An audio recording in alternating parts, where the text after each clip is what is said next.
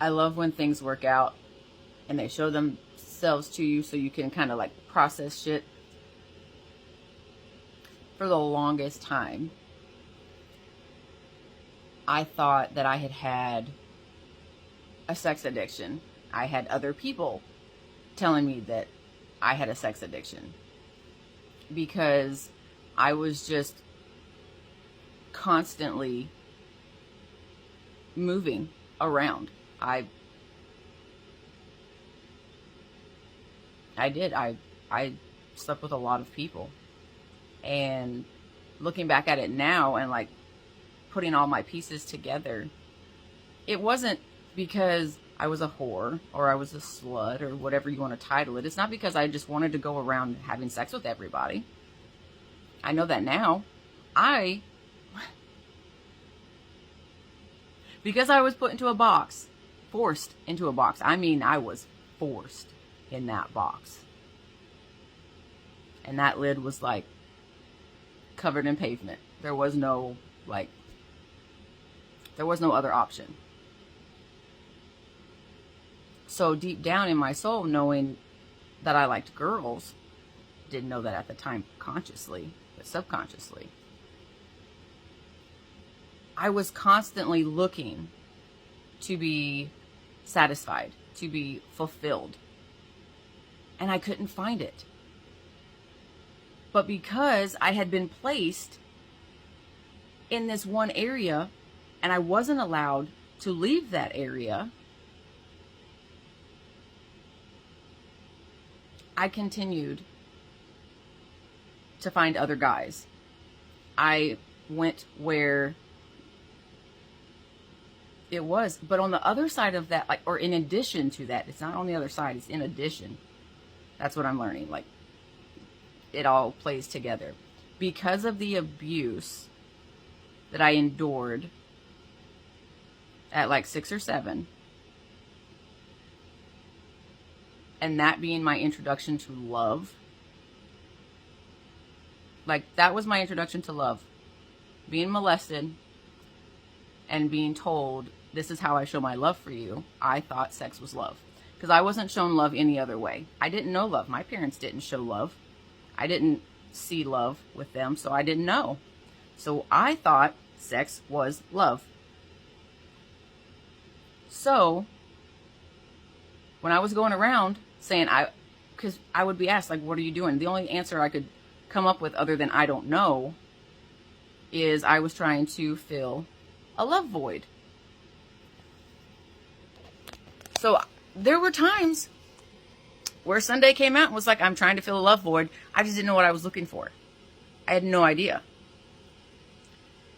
So my soul was starving, absolutely starving. I was trying to find that satisfaction because, yes, the guys that I was with, I cared for, or I was friends with, or whatever, like, especially in the relationships, like, I cared for that person.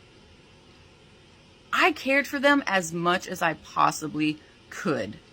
And I never understood why I couldn't give more.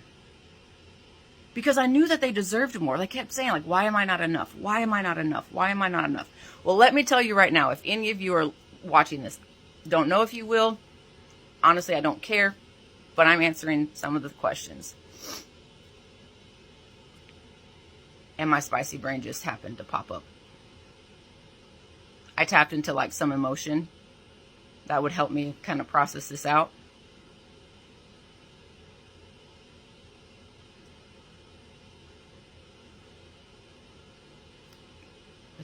Dang.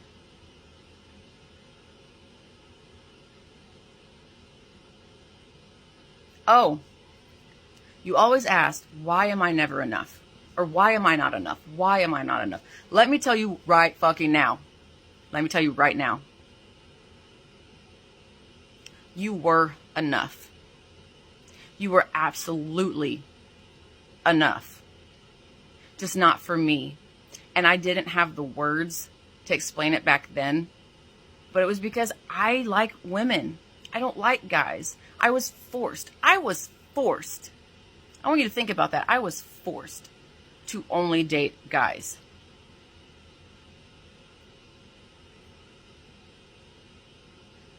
So I want you to think about that for just a second. I gave you as much as I possibly could to be the good girl my family, well, my relatives, forced me to be. I tried to be that person. I tried so fucking hard to be the best person I could for you. But at the same fucking time, those times where I was selfish, the times that I was cheating, the times that I was zoned, that was my soul. That was my inner child. That was Sunday. That was me, my real inner being, coming out and saying, hey, we're not in the right spot. Because I cared for you guys. A lot of you showed me that I really should not have been where I was at. And a lot of you guys mistreated me as well. But that's not the point of this video. I'm not trying to, You will take accountability for whatever you want to take accountability for. I'm taking my accountability now. So it wasn't that I was doing all these things on purpose. I wasn't intentionally hurting you. I was living in a permanent autopilot survival mode, fight or flight. I was just surviving through life. Just surviving because my soul had started to die at that point. Like I was a fucking walking robot who I thought I was living on my own terms and my own conditions, but I wasn't at all. And coming back, I was forced. I want you to think about that. I was forced. we need to stop saying, I want you to think about it. Because, like, that doesn't matter. We're not using that one. Because we don't care. We're just giving facts.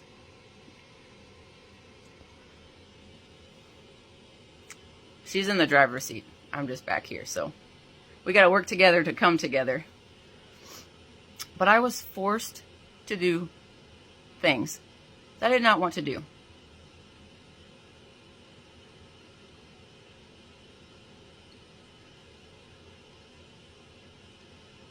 So because my father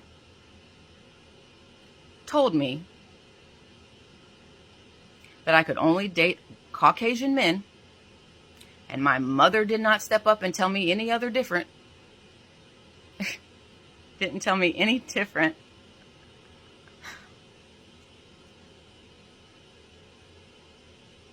they allowed my abuse to continue.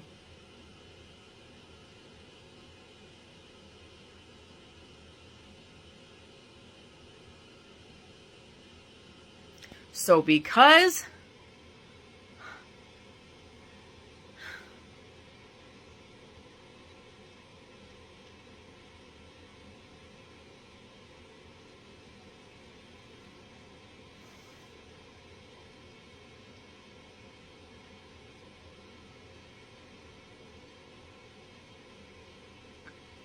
I'm organizing my words right now. Hey.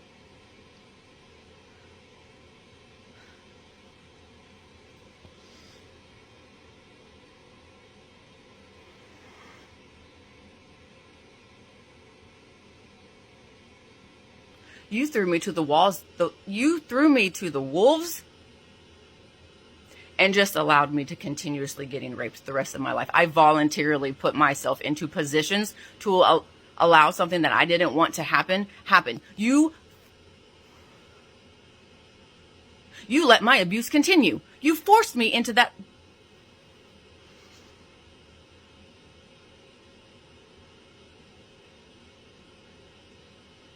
I'm allowed to get mad at this. I'm happy that I have Tristan, and I'm happy that I have found other things in my life.